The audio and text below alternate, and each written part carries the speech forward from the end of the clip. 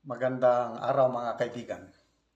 Pag-usapan natin ngayon ang matapang na editorial ng Philippine Star na kung saan binabatikos nila ang kapalpakan ng administrasyong ito. Okay, advertisement natin yung ating dark chocolate. Mayroon pa tayong available na stock. So dito lang kayo mag-contact 0916-9000-997. Limited po ang stock kaya first come, first serve. Okay, dito po sa editorial ng Philippine Star, June 5, title, More Rice Importation. So ito, pinupuna ng mainstream media na ito. Salamat sa Philippine Star. Ito isang newspaper na may bayag. Okay?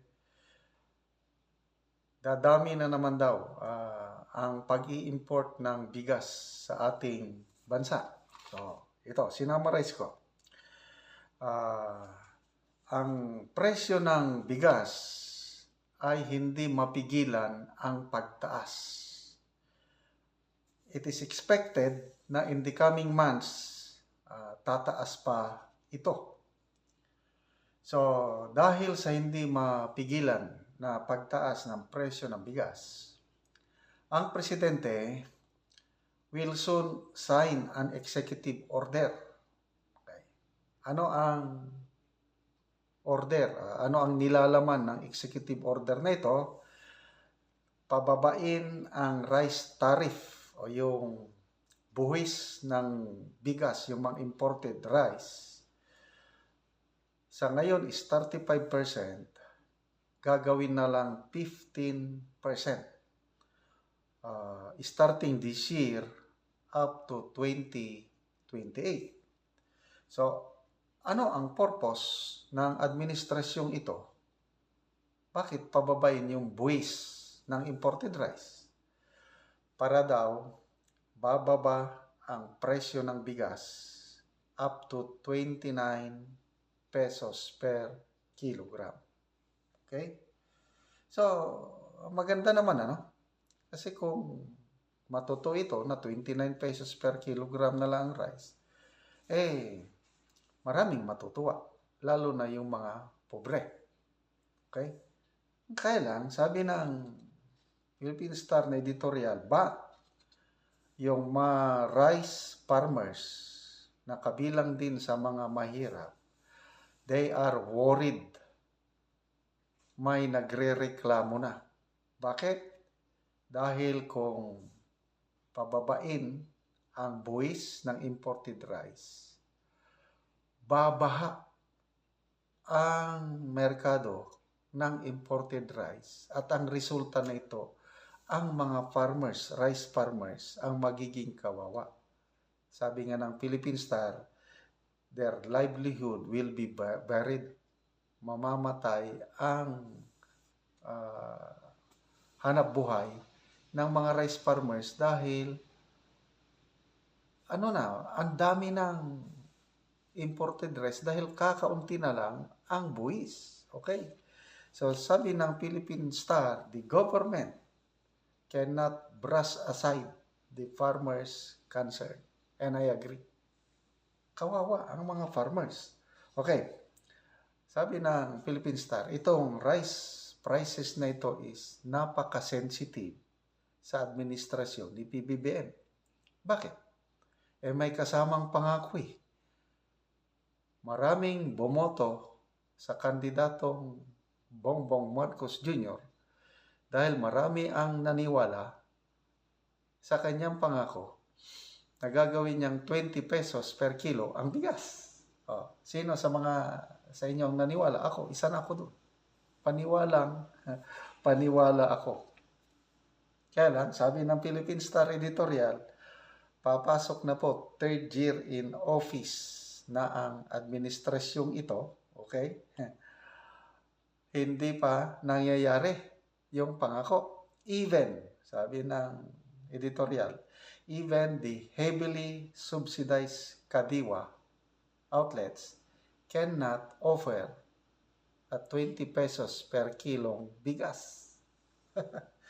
Okay, heavily subsidized. Alam niyo magkano ang budget ng Kadiwa for this year?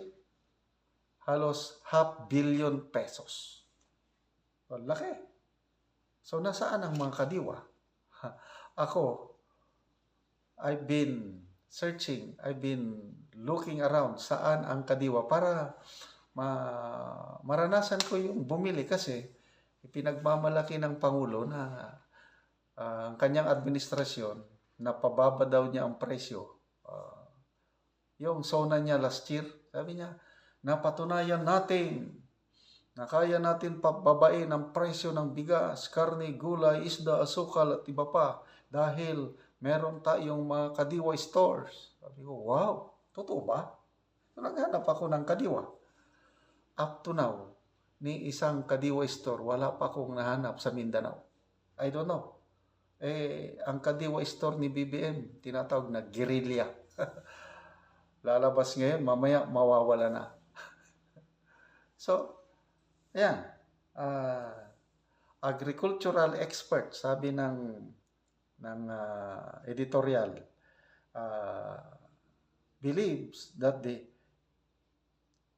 20 pesos per kilo of rice is impossible to attain even up to the end of the term of the President. Hanggang 2028 daw, sinasabi ng mga agricultural expert, suntok sa buwan. Kaya wag na po tayong umasa. Okay. So, this year, sabi ng editorial, lalong tumaas ang presyo ng bigas dahil sa El Nino. Dahil sa mataas na presyo ng bigas, nag-fuel ito ng mataas na food inflation. For the fourth straight month, sabi ng Star, pataas, palaging tumataas ang inflation sa ating bansa. Okay. So, sinulat ko dito. Tinake down ko, January, 2.8% ang inflation, positive. February, 3.1. March, 3.4. April, 3.9. May, okay, hinintay nating lalabas.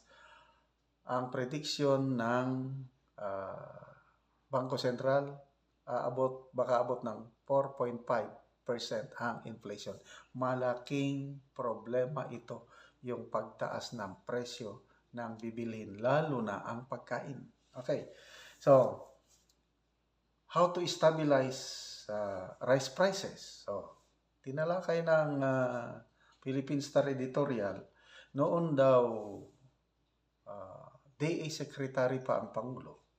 Palagi niya nang sinasabi yung mga problema, bakit kulang ang production natin ng pagkain at ano ang gagawin. So ito, sinamarize ng Philippine Star. I-share ko sa inyo. Ito yung mga sinasabi ni Secretary BBM pa noon sa Agriculture.